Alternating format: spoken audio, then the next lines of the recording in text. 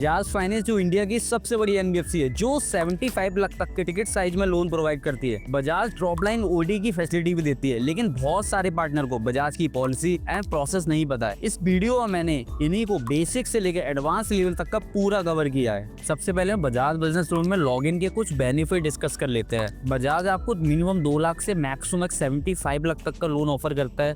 Bajaj hybrid OD offer करता है, जो 2+5 के टेन्योर में आती है। बोथ हैंडेड वाले केसेस को अलाउ करता है। रेजिकम सेटअप वाले बिजनेस को भी बजाज करता है। बजाज हाईएस्ट टेन्योर 7 ईयर तक का देता है बिजनेस लोन में। बजाज का पूरा प्रोसेस डिजिटल है, लॉगिन से लेकर डिसबर्सल तक का। बजाज पैन इंडिया के पिन कोड वर्किंग करता है। बजाज में बिजनेस लोन में जब आप किसी कस्टमर का लॉगिन कर रहे हो तो क्या क्या क्राइटेरिया मैच होने चाहिए, हम लोग उस पर डिस्कस करते हैं। बजाज में जिस भी कस्टमर का आप लॉगिन कर रहे हो उसकी minimum age 24 year, maximum age 65 year होनी चाहिए। कस्टमर का सिविल या तो -1 होना चाहिए, 700+ होना चाहिए। बजाज मिनिमम 1 ईयर के बिजनेस ग्रुप पे भी केस करता है, बट इसमें मैक्सिमम लोन अमाउंट 6 लाख रुपए तक की ऑफर करता है। बजाज बोथ हैंडेड वाले केसेस को भी करेगा, बट उसमें 3 साल का विंटेज चाहिए और मैक्सिमम लोन अमाउंट है वो 10 लाख ऑफर करेगा। अगर किसी कस्टमर का रेजिकम बिजनेस है तो उसका हाउस ओन होना चाहिए। ओन हाउस कंडीशन में रेजिकम बिजनेस को बजाज अलाउड करता है। जिस भी कस्टमर का बजाज में लॉगिन कर रहे हो उसकी लास्ट 3 मंथ में 5 या 6 से ज्यादा सिविल में इंक्वायरी नहीं होनी चाहिए। अगर किसी कस्टमर का लोकल में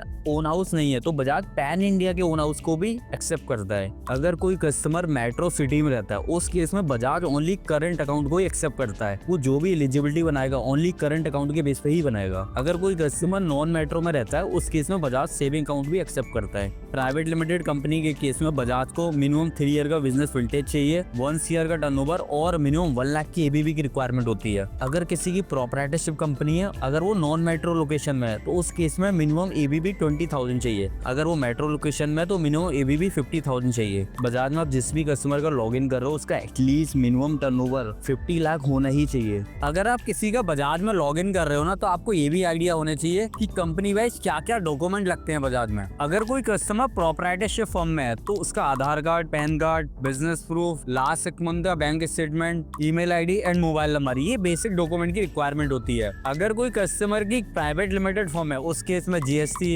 incorporation certificate, AOA, MOA, share holding pattern और जितने भी डायरेक्टर है उनकी केवाईसी, कंपनी का पैन कार्ड और लास्ट 6 मंथ का कंपनी का करंट बिजनेस अकाउंट का स्टेटमेंट। अगर कोई कंपनी पार्टनरशिप है उस केस में कंपनी का PAN card, partnership deed, GST, last 6 month का कंपनी का करंट बिजनेस अकाउंट और जितने भी पार्टनर हैं उनकी केवाईसी। तो ये बेसिक डॉक्यूमेंट की रिक्वायरमेंट होती है कंपनी वाइज जब भी हम बजाज में लॉगिन करते हैं। बजाज में लॉगिन करने के लिए सबसे पहले आपको ना एक लिंक मिलेगा फिनोजा कैपिटल को क्लिक करना है। जैसे आप क्लिक करोगे यहाँ पे एंटर यूजर आईडी का ऑप्शन आएगा, तो आपकी जो भी बजाज की आईडी बनी हुई है वो आपको यहाँ पे यूजर आईडी डालनी है। जैसे मैं यूजर आईडी डालता हूँ, जैसे ही आप यूजर आईडी डालोगे यहाँ पे पासवर्ड डालने को बोलेगा। पासवर्ड डालने के बाद आपको 4 डिजिट का पिन डालना है, देन कंटिन्यू करना है। जैसे ही आप कंटिन्यू करोगे आपको ना ये वाला डैशबोर्ड दिखेगा। यहाँ पे आपको बुक का केस पे जाके क्लिक करना है। जैसे ही बुक का केस पे क्लिक करोगे आपको ये सारे ऑप्शन दिखेंगे। यहाँ पे अनसिक्योर्ड बिजनेस लोन को सिलेक्ट करना है। सबसे पहले आपको यहाँ पे रिक्वायर्ड लोन अमाउंट डालना है, जो भी आपको रिक्वायरमेंट हो। सपोज मेरे को 10 लाख चाहिए तो मैं यहाँ पे 10 लाख के डाल देता हूँ, ठीक है। एंड यहाँ पे आपको सिलेक्ट करना है कस्टमर क्या है, सेल्फ एम्प्लॉयड पे सिलेक्ट करना है। कंपनी टाइप क्या है, प्रोप्राइटरशिप है, पार्टनरशिप है। तो यहाँ पे प्रोप्राइटरशिप कंपनी तो प्रोप्राइटरशिप को सिलेक्ट करना है। देन अब हमें नीचे स्क्रॉल करना है। यहाँ पे कस्टमर का फर्स्ट नेम डालना है, यहाँ पे कस्टमर की डेट ऑफ बर्थ डालनी है, यहाँ कस्टमर का मिडिल नेम अगर है तो डालना है, अदरवाइज नहीं डालना है। यहाँ पे कस्टमर का पिन कोड डालना है, फिर यहाँ पे कस्टमर का लास्ट नेम डालना है एंड यहाँ पे ईमेल आईडी डालनी है कस्टमर की। देन यहाँ पे कस्टमर का पैन कार्ड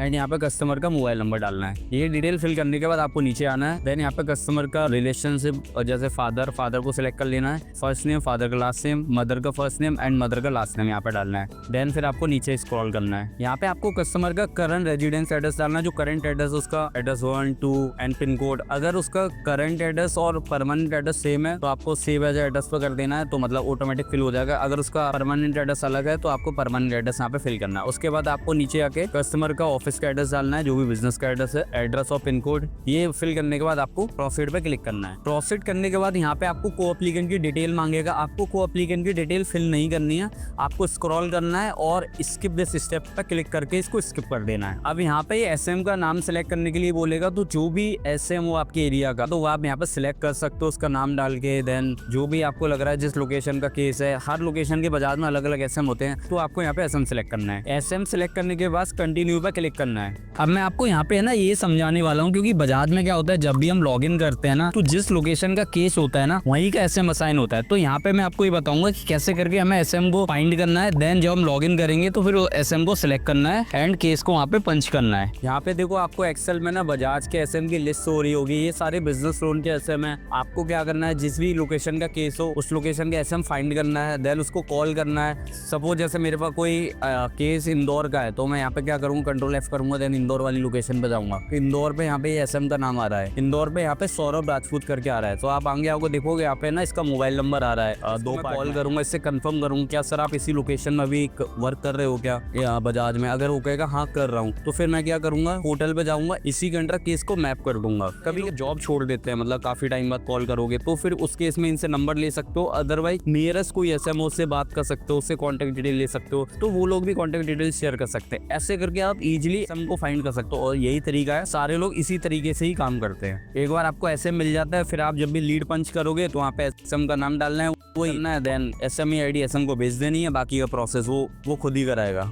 एसएम सिलेक्ट करने के बाद यहाँ पे लीड जनरेट हो जाएगी। अब आप यहाँ पे देखोगे, यहाँ पे ना एक एसएमई आईडी आ रही है। आपको क्या करना है, एसएमई आईडी को कॉपी करना है, और यहाँ पे देखो एसएम की डिटेल आ रही है। यहाँ पे एसएम का नाम, उसकी मेल आईडी और उसका मोबाइल नंबर। आपको ऐसे कॉपी करनी है, अपनी मेल आईडी पे जाना है, सब्जेक्ट में एसएमई आईडी रखनी है, और यहाँ पे कस्टमर के डॉक्यूमेंट अटैच कर देना है, जिसमें आधार कार्ड, पैन कार्ड, इसका 6 मंथ का स्टेट, इसका बिजनेस प्रूफ और ओन हाउस प्रूफ, ये सारे डॉक्यूमेंट इसमें अटैच कर देने हैं। एंड 2 में जो एसएम की यहाँ पे ऑफिशियल मेल आईडी आ रही है, इसको कॉपी करना है एंड यहाँ पे 2 में पेस्ट करना है, मेल को सेंड करना है। फिर आपको ये जो यहाँ पे एसएम का नंबर दिख रहा है, इस नंबर पे कॉल करना है। एसएम को बोलना है कि सर मैंने आपको ना एक केस मेल किया हुआ है, प्लीज उसको एक बार चेक कर लो। वो एक बार चेक करेगा और कस्टमर के एसएमएस पे कंसेंट और एग्रीगेटर का लिंक भेजेगा। फिर आपको कस्टमर को बोलना है, कस्टमर के एसएमएस पे एक लिंक आया होगा बजाज से, उसको क्लिक करना है, उसको पासवर्ड के बाद उसको ओटीपी डालना है और कंसेंट कर देना है। सिविल कंसेंट होने के बाद एग्रीगेटर का ऑप्शन आ जाएगा, एग्रीगेटर वाले पे क्लिक करना है एंड मोबाइल नंबर डालना है, और उस मोबाइल नंबर से जितने भी अकाउंट लिंक होंगे वो सारे फैच हो जाएंगे, उनको देन एग्रीगेटर को कंप्लीट कर देना है। अगर किसी रीजन से एग्रीगेटर नहीं हो पाता तो आप नेट बैंकिंग से बैंकिंग डाउनलोड करके भी एसएम को भेज सकते हो, वो अपने एंड से भी अपलोड कर सकता है। ये सारा प्रोसेस होने के बाद अगर कस्टमर की एलिजिबिलिटी आती है, एसएम बता देगा। अगर कस्टमर की एलिजिबिलिटी नहीं आती, स्कोर कार्ड में रिजेक्ट हो जाता है, वो आपको फ्रंट में ही मना कर देगा, केस नहीं हो पाएगा, जो रीजन रहेगा।